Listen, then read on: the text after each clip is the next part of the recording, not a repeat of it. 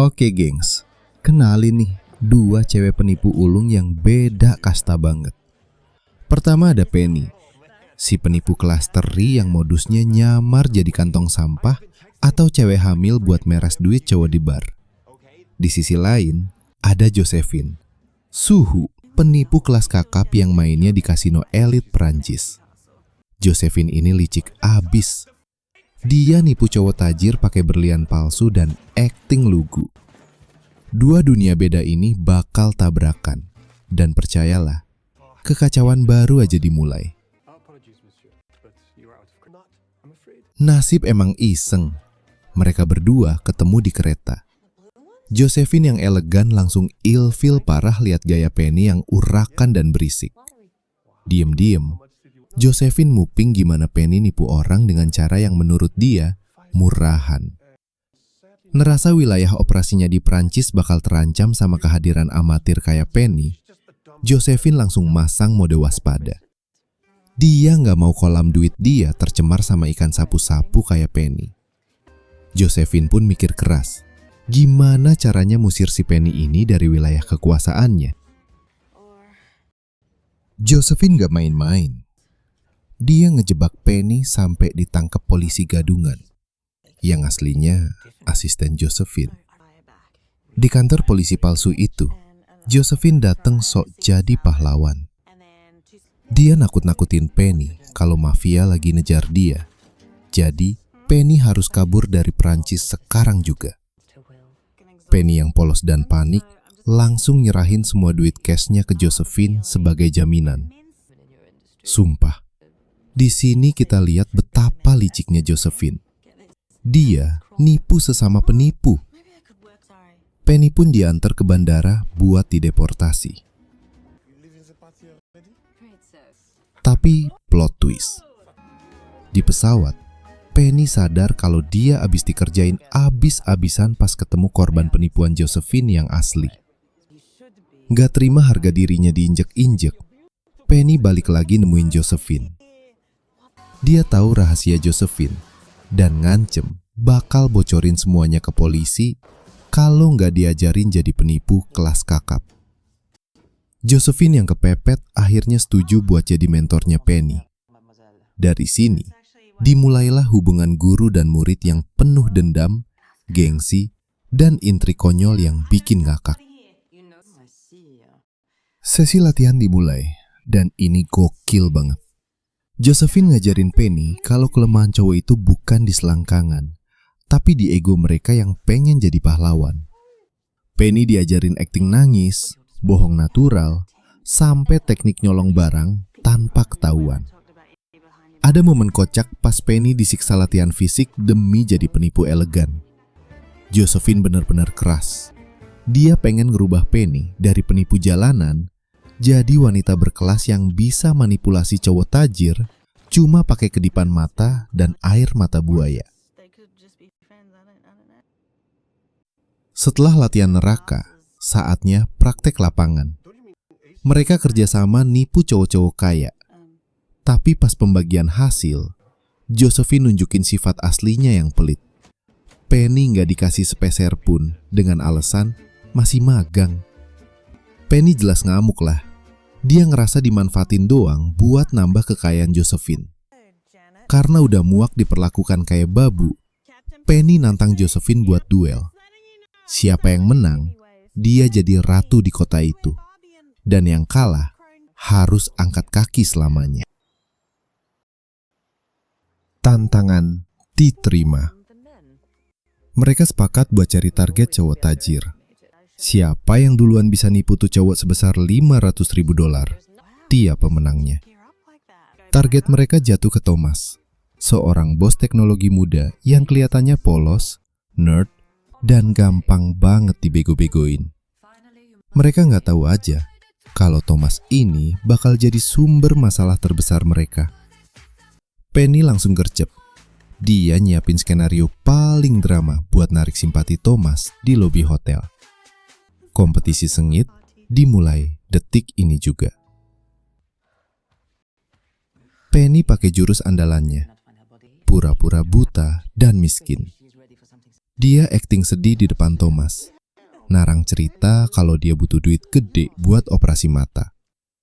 Thomas yang hatinya selembut kapas langsung kena umpan. Dia ngajak Penny makan malam dan dengerin curhatannya. Penny ngerasa di atas angin. Yakin banget bakal menangin taruhan ini dengan mudah. Tapi dia lupa, lawannya itu Josephine. Masternya manipulasi yang gak bakal ngebiarin Penny menang gitu aja, tanpa perlawanan yang bikin sakit kepala. Pas Penny lagi asik-asiknya nipu Thomas, tiba-tiba Josephine muncul. Dan gilanya, dia nyamar jadi dokter Schaffhausen. Dokter mata terkenal yang dibilang Penny satu-satunya yang bisa nyembuhin dia. Josephine masuk ke skenario Penny buat nyabotase semuanya dari dalam. Thomas yang polos malah seneng banget karena ngerasa ini takdir Tuhan. Penny panik setengah mati. Dia terjebak dalam kebohongannya sendiri dan sekarang harus hadapin Josephine yang megang kendali penuh atas nasib kesembuhan matanya. Ini part paling sadis, tapi lucu. Josephine manfaatin peran dokternya buat nyiksa Penny dengan dalih tes medis. Dia nyorot mata Penny pakai lampu terang banget, ngelempar barang buat ngetes refleks, sampai ngasih terapi yang nyakitin fisik. Penny harus nahan sakit dan tetap pura-pura buta biar kedoknya gak kebongkar di depan Thomas. Thomas cuma bengong lihat proses medis yang aneh itu. Di sini kelihatan banget Josephine nikmatin banget momen nyiksa saingannya itu secara legal. Malamnya, Thomas ngajak Penny ngobrol deep talk. Thomas cerita kalau sebenarnya dia nggak stajer yang orang kira. Saham dia cuma dikit. Tapi, demi kesembuhan Penny, dia rela jual sisa sahamnya dan bahkan ngutang ke neneknya buat nutupin biaya operasi $500.000 itu. Gila sih. Ketulusan Thomas ini bikin pertahanan hati Penny goyah.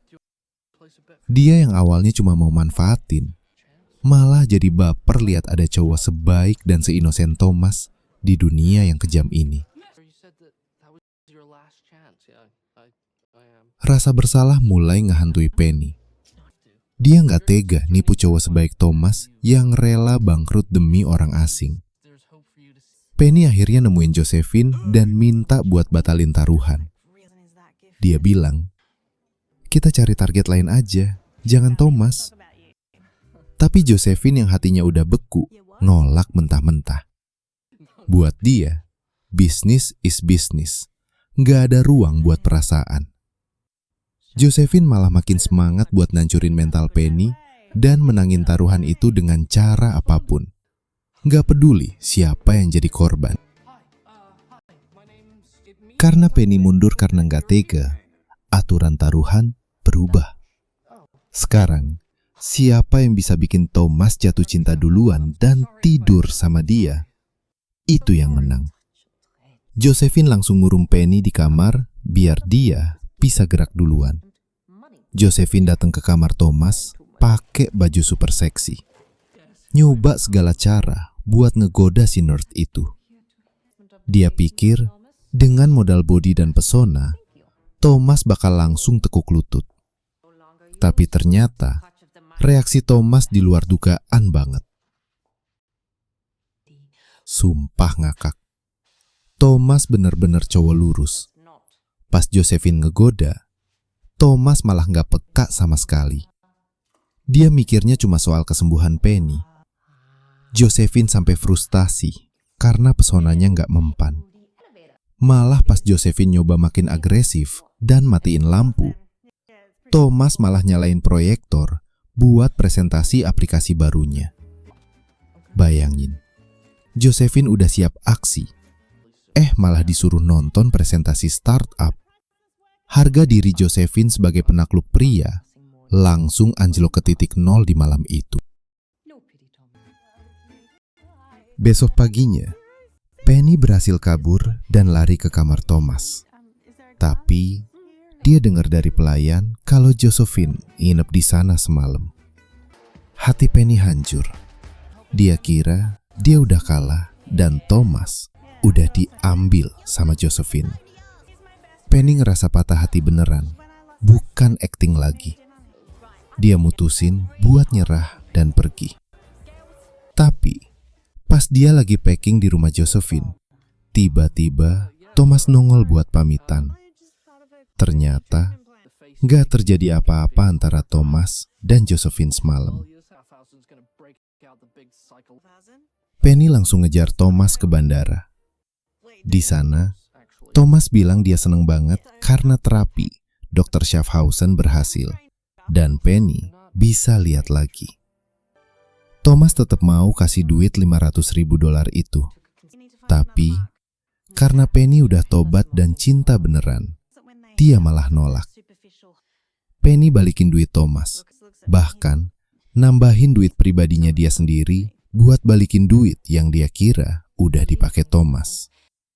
Penny ngerasa lega udah jujur, dan mereka pisah dengan janji manis. Plot twist gila meledak di sini. Pas pesawat Thomas berangkat, Josephine datang ngos-ngosan sambil marah-marah. Dia cerita kalau semalam, gara-gara mabuk pas dengerin presentasi Thomas, dia nggak sadar udah transfer $500.000 ke Thomas buat investasi. Penny kaget. Berarti Thomas bawa kabur duit Josephine dan duit Penny sekaligus. Total $1.000.000 melayang. Mereka berdua diem, sadar kalau selama ini mereka bukan lagi mainin mangsa, tapi merekalah mangsa sebenarnya. Mereka akhirnya sadar, Thomas itu bukan cowok nerd polos. Dia adalah Medusa, penipu legendaris yang selama ini mereka gosipin. Si Thomas nipu 2 penipu cewek sekaligus dengan cara bikin mereka jatuh cinta dan ngerasa bersalah.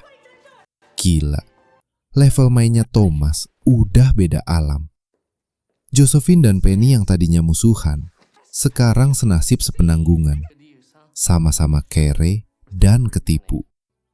Mereka cuma bisa ketawa miris di pinggir landasan pacu, lihat pesawat Thomas makin jauh. Beberapa waktu kemudian, Josephine dan Penny lagi santai, tapi miskin. Tiba-tiba, Thomas balik lagi.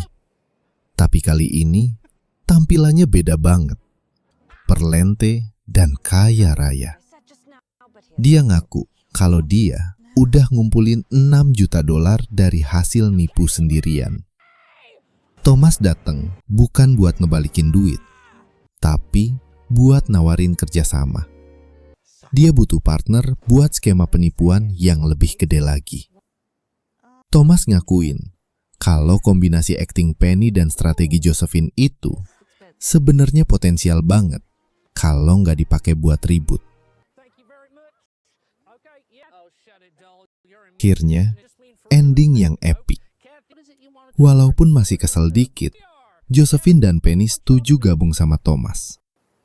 Mereka bertiga sekarang jadi The Holy Trinity dunia tipu-tipu. Kita lihat mereka beraksi di London, nipu orang-orang kaya dengan skenario yang lebih rapi dan canggih. Film ditutup dengan mereka sukses nipu target baru. Moral of the story, jangan pernah ngerasa paling pinter, karena di atas langit masih ada Thomas yang lebih licik dari lo semua.